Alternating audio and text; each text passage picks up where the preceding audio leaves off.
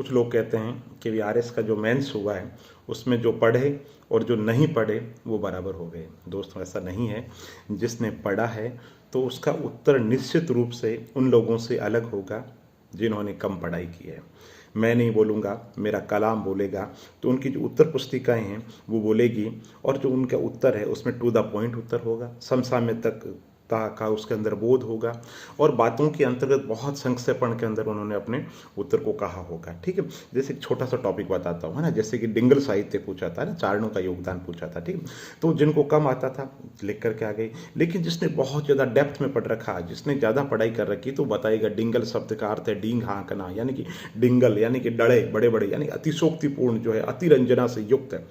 ये एक साहित्य है, चारण साहित्य, वीर रस से उत्प्रोत है। तो पहला ही जिसने लाइन लिखिएगा, डिंगल का शाब्दिक अर्थ है डींग हाँकना, या डड़े, या बड़ा चढ़ाकर, या अतिशोक्तिपूर्ण भाव। तो शिक्षक को समझ में आ जाएगा कि इसने जो सवाल पूछा जा रहा है उसका जो मूल भाव है वो ग्रहण कर लिया। फिर उसके आप विभिन्न रूप बताओगे, साहब डिंगल साहित्य के ये रूप है, ये विधाएं हैं।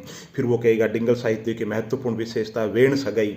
तो टीचर जो कॉपी चेक कर रहा है वो समझ जाएगा कि इसको जो नॉलेज है वो औरों से अलग है, और इसका जो उत्तर है वो टू द पॉइंट है, औरों से अलग है। इसके उत्तर में समग्रता है, और औरों से अलग लिखने के साथ साथ में इसने उत्तर में सारे के सारे जो आंसर राइटिंग के जो कंटेंट हैं वो इसने लिखे हैं, और लिखने के साथ साथ में उसने सवाल को सही पढ़ा है और एग्जामाइन यानी कि समीक्षा की के साथ। चारण साहित्य अतिशोक्तिपूर्ण था, राजा महाराजाओं के समर्थक के अंदर था। ठीक है, एक बहुत बड़े वर्ग द्वारा नहीं लिखा करके एक वर्ग विशेष के द्वारा लिखा गया साहित्य, तो हल्का सा एग्जामाइन करते हुए फिर उसका महत्व बताया है। तो आप समझ गए, जिसने पढ़ा है उसने थोड़ा सा अलग लिखा है, लेकिन ये तो थोड़ा थोड़ा करके जो अंक है उसको ज़्यादा दिलाएंगे और उसकी टॉप रैंक या अच्छी रैंक लेकर के आएंगे। और जिसने कम पढ़ा है तो निश्चित रूप में उसके पास में बताने के लिए चीज़ें कम है, इसलिए पढ़ा हुआ कभी बेकार नहीं जाता। पहली बात।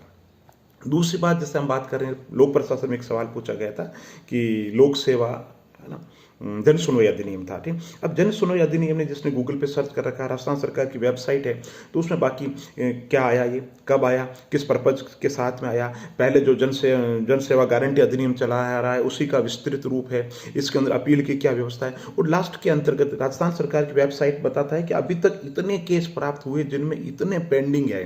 तो जिस लड़के ने ये लिखा लास्ट के अंदर राजस्थान सरकार की इस विभाग की रिपोर्ट के अनुसार, तो निश्चित रूप से उसके उत्तर ज़्यादा आएंगे। एक अंक की आए लेकिन ज़्यादा आएगा। तो कहने का मतलब है जिसने पढ़ाई की है ना। इसी तरीके से मान लो बात करूँ नाभि के विखंडन, नाभि के संलयन पूछा तो किसी ने 2 अंतर लिखे तो किसी ने 4 लिखे, बिल्कुल ठीक। ब्लॉकचेन टेक्नोलॉजी पर अगर कोई पूछता है, ठीक है, कोई 4 पॉइंट बता पाता है लेकिन किसी के पास में 8 पॉइंट है बताने के लिए, ठीक है, तो निश्चित रूप से उसके अंक है जो ज़्यादा आएंगे। इसी तरीके से दर्शन शास्त्र की अगर बात करें, दर्शन शास्त्र में मान लो कोई सवाल पूछा है ना गांधी जी से संबंधित या नीति शास्त्र से संबंधित, ठीक, गांधी जी के मान लो 7 पाप पूछे हैं, ठीक है, तो सारे के सारे पाप बता नहीं पाया, एक पाप छूट गए किसी के 2 पाप छूट गए, तो उस अनुपात के अंदर अंक कट गए।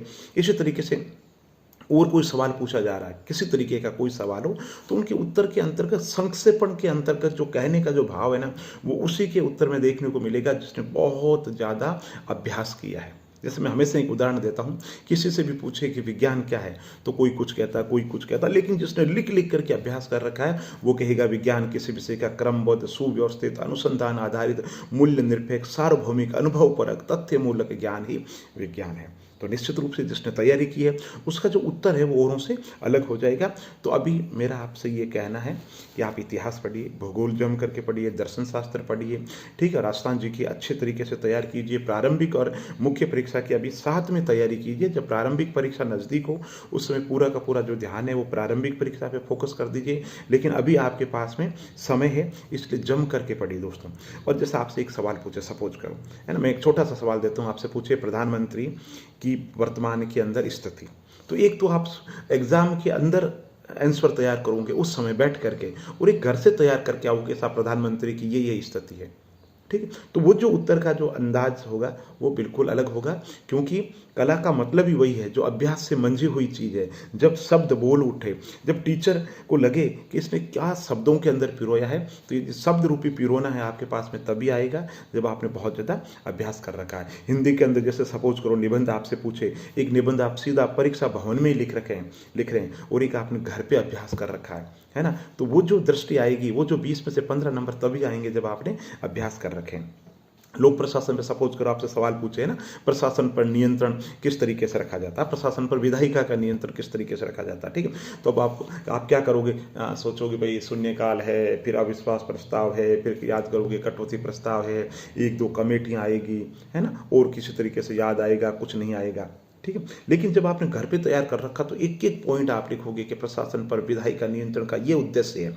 क्या उद्देश्य है कि जनता की इच्छाओं का सम्मान करना, प्रशासनिक जो नियंत्रण है, प्रशासन पर विधायी नियंत्रण उसका उद्देश्य है, क्योंकि वो किसका प्रतिनिधित्व करते हैं, जन आकांक्षाओं का प्रतिबिंब करते हैं। तो सबसे पहले एक लाइन के अंदर अति संक्षेप में 3-4 पॉइंट लिखते हो आप, उद्देश्य बताओगे, फिर उपकरण बताओगे, उपकरण में आप भूलोगे नहीं, प्रश्नकाल, शून्यकाल, कटौती प्रस्ताव, लोक लेखा समिति, अनुमान समिति, बजट से लेकर के सारे के सारा 12 का 12 पॉइंट आप डाल दोगे, ठीक। फिर अगर उसने एग्जामिन पूछा है सपोज करो, ठीक, तो आप उसकी आलोचना भी कर दोगे, 3 या 4 पॉइंट वहां भी लिखोगे, तो शिक्षक समझ जाएगा इसने जो लिखा है टू द पॉइंट लिखा है। अब मैं विषय से ज़्यादा भटकूंगा नहीं, यही कहूँगा कि सिलेबस का जो एक एक टॉपिक है उसको लिखो और अभ्यास करो। हरिवंश राय बच्चन कहा करते थे कि लेखन जो शैली है वो अभ्यास से विकसित होती है, और आपकी लेखन शैली ऐसी होनी चाहिए जिसको पढ़ने वाला मंत्र मुग्ध हो जाए।